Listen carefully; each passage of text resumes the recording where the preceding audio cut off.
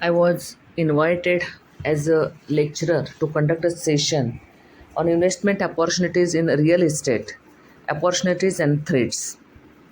All the Varnamai groups who are interested to invest their money in one of the project where the Varnamai is thinking to purchase the agricultural land as an investment.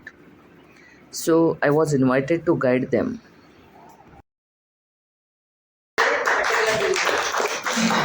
त्यामुळे सुरुवात जी होते या घरातनं काही हे करा त्याला success येतो. So I hope we also get the success.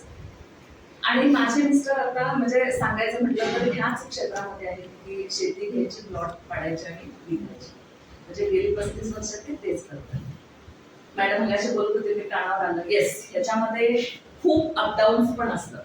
म्हणजे काही कारण घडतात आणि त्याच्यामुळं आता पूर कधीच आला नव्हता, बरोबर आहे. रोडला मी भरपूर जागा घेऊन ठेवल्या आणि अचानक 2005चा जो पूर आला त्यामुळे रेट तिथले कमी झाले. परत 19 मध्ये पूर आला.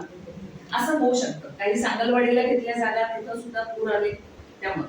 पण काही ठिकाणचे जे चांगले आहेत ते सांगते, 4.5 लाख रुपयाला जागा घेतली होती जी आता कोर्ट आहे मिरज कोर्टच्या इथं, त्याची आता 1 कोटी रुपये झाले, तरी 1 कोटी झाले. So this is a tremendous change आहे तो, आलं लक्षात. सो तुम्ही जागा घेताना कुठं घेता, त्याच्यानंतर त्याची प्रायोरिटी काय आहे, टायटल क्लिअर आहेत का, त्याच्यानंतर आता बेस रेटला आपल्याला तो कसा मिळतोय, आलं लक्षात. कारण आता शेतकरी पण खूप शाळे झाले.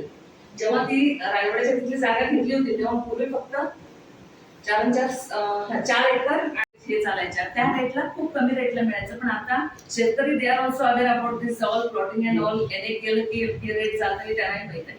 त्यामुळं आपल्याला थोडं आणखीन काय म्हणतो आपण त्याला, सिटी एरियामध्ये न बघता रिमोट एरियाला बघायला की नंतर ते वाढेल. आता सर म्हणतायत की छान आपण एक प्रायव्हेट कंपनी काढूया. 200 आताच्या 2013च्या ऍक्ट प्रमाणे 200 मेंबर्स. पूर्वीचा ऍक्ट बघितला 1956चा, तर त्याच्यामध्ये मिनिमम आणि मॅक्झिमम, आपण मॅक्झिमम काउंट खूप कमी असायचा. पण आता 2013 नंतर त्यांनी खूप म्हणजे 200 लोक आपण मेंबर त्या कंपनीचे, प्रायव्हेट कंपनीचे मेंबर होऊ शकतो. आणि त्याच्यामध्ये सेम म्हणजे कंपनीचे जे काही फॅसिलिटीज होत्या, म्हणजे कंपनी म्हणून प्रोप्रायटर म्हणून आपण चालू करतच होतो, पण आता कंपनी म्हणून ज्या फॅसिलिटीज आहेत गव्हर्नमेंटकडनं घेणे वगैरे, हे सगळ्या फॅसिलिटीज आपण या कंपनी एस्टॅब्लिश करून घेऊ शकतो. त्याच्यामध्ये जे काही अवेल, ज्याला आपण म्हणतो की गव्हर्नमेंट फॅसिलिटीज असतील, आणखीन काही असेल, ते सगळं अवेल आपण करू शकतो. तर ह्या सगळ्यांचा जो सरांचा इनिशिएट बघितलं की वैयक्तिक फायदा न बघता as a company he is establishing, we are transferring the money not on his own account, we are transferring on the company's account. That is all okay. So आता तुमची मतं काय काय आहेत ह्याबद्दल, ह्या प्रोजेक्ट बद्दल, किंवा सरांच्या डोक्यात जे काही विचार आहेत आता की आपण शेती घ्यायची, त्याचे प्लॉट करायचे, पैसा आहे त्याच्यामध्ये, फक्त वेटिंग पिरियड हा जास्त आहे. तुम्ही म्युच्युअल फंडात गुंतवलात आणि पुढच्या वर्षी काढलात तरी सुद्धा मायनस मध्ये तुमचे पैसे असणार आहेत, because the risk associated with market risk again. आता माझे म्युच्युअल फंडाचे जे मी सोन्याशी आणि चांदीशी रिलेटेड घातले होते ते सगळे खाली आलेले.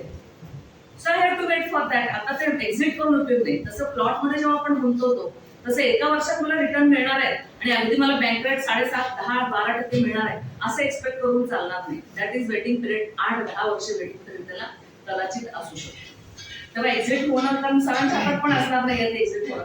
आणि शेवटी कंपनीचं कॅरेक्टर काय आहे, if profit is there then only share holders will, or the काय म्हणतो आपण, unit holders will get the profit.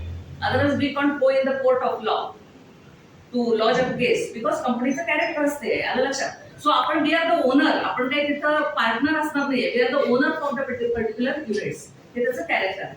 तसं हे सगळे तुम्ही जाणून घेतलेलं आहे. प्लॉट मध्ये पैसे 100% मिळतात, फक्त वेटिंग पिरियड आहे. आणि कुठेही आहे, म्हणजे तुम्ही म्युच्युअल फंडात जरी गुंतवलात आणि 4-5 वर्ष तुम्ही जर नाही वेट केला तर तुमचे पैसे वाढणारच नाहीत ना तिथं सुद्धा.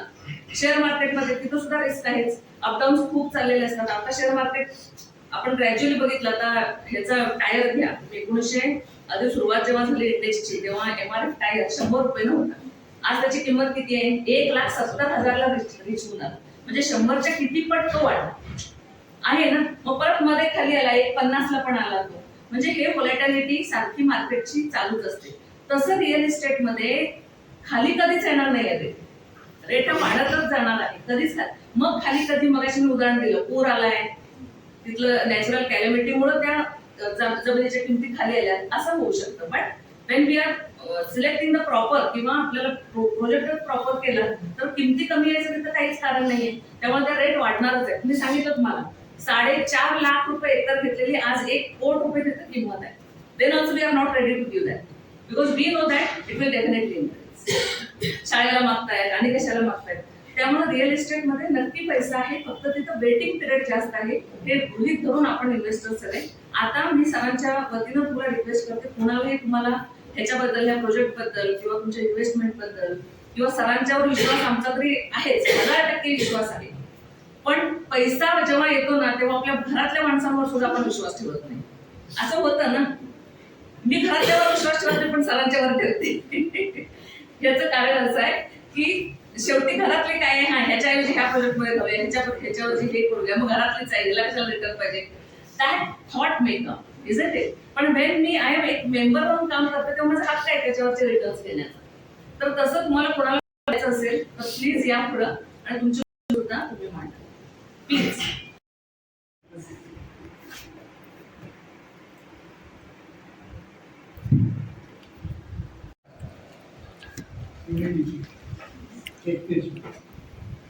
बरोबर ना, आपला फायदा आहे आपल्या ग्रुपचा.